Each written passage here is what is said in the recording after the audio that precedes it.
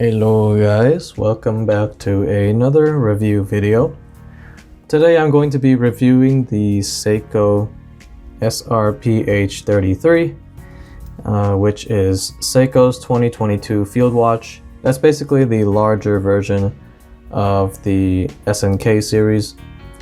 But this review can also apply to the other colors like the SRPH29 or 31. They're all kind of the same except the color scheme. I did make an unboxing if you guys want to also check that out, but since that video I have worn this every day since I got it, and it's been a little over 3 weeks that I've had this thing. So yeah, let's first take a look at how it's held up. Mine still pretty much looks like new. No scratches on the Hardlex crystal yet.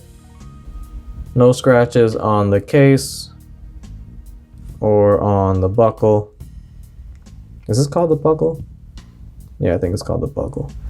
But yeah, basically no scratches anywhere, or no noticeable scratches, I could say. But then again, I have only had it for, a little over 3 weeks, so it couldn't have gone through too much damage.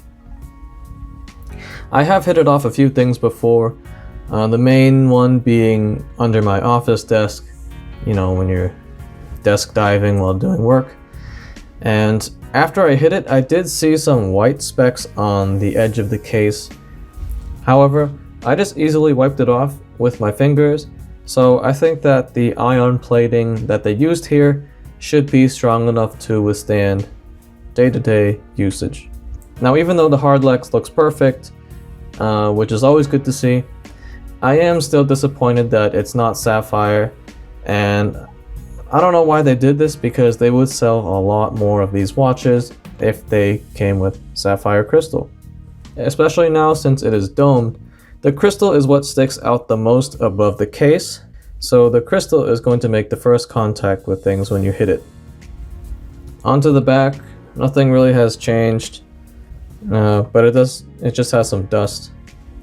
One thing I have to mention is that the dust or the clothing fiber from your sleeves tend to get trapped in this area pretty easily, right here at the end of the strap where the lugs are, and that's because of the hard canvas material still just wraps around to the end of the lug. So all the dust and the fibers get rubbed off here, and they get left in the small gap between the lug and the case. The canvas strap is also holding up. I don't see any fraying or stitching coming apart on both sides, and the leather on the back side is also good. Of course, it has been creased with wear, which is normal. You can see the straps are now curved and bent into shape. I mentioned in my unboxing video that the strap seems very stiff and a little uncomfortable on the first day because it was kind of pointing straight down, but ever since then it's been a lot more comfortable and sits snug on the wrist. Currently I have zero comfort issues with this watch, and it never really bothered me during the 3 weeks that I had it. Now, my biggest concern was going to be the legibility, but with this watch, it's 90% of the time very easy to read. The orange hands really stick out more than you would expect, and they look very sharp. They contrast very well with the black, and you can even read it in dimmer light conditions. However, my biggest problem with the watch is just the amount of glare and reflection that you get from this domed crystal. The crystal does not have anti-reflective coating, so everything reflects very easily off this crystal. When I'm looking at it from my office, at some angles I can't even really read what time it is because the lights above me on the ceiling are reflecting off the crystal, or when I'm outside, the sun reflects too much and then it kind of blinds me. This is easily the biggest complaint I have with this watch over the past weeks that I've had it, and I feel like if they go domed, they should put anti-reflective coating. And if they don't want to put it, then I feel like they should just have left it flat. Since we're talking about legibility, I want to quickly talk about the Lume. Now, the orange hands do look cool, but they don't glow nearly as bright as regular, like the bluish or greenish Lume. And this Lume seems to run out very quick. With regular lumed hands, I can still read the watch in the morning after a night's sleep, but with this one, it basically doesn't show. I would say on my watch, even after 40 minutes or an hour, the Lume is already kind of 80% gone. So it's great that they added it, but the longevity of the Lume is not as good as you would expect. Now, I really like how the day-date window is white text on black background. It matches the whole style of the watch and, of course, the black dial of the watch. So, no complaints there. The crown is also very easy to operate, and it's just a push-pull crown, and you do get 100 meters of water resistance.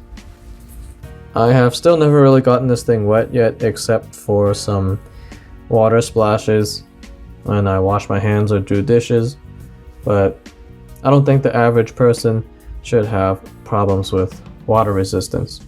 The accuracy is also excellent on my watch.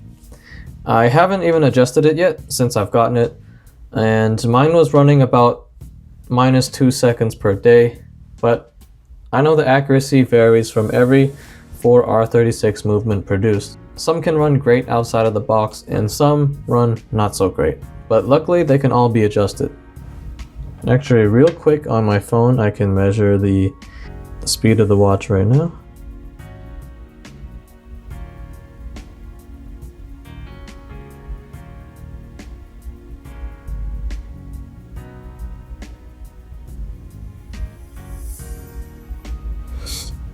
So there you go.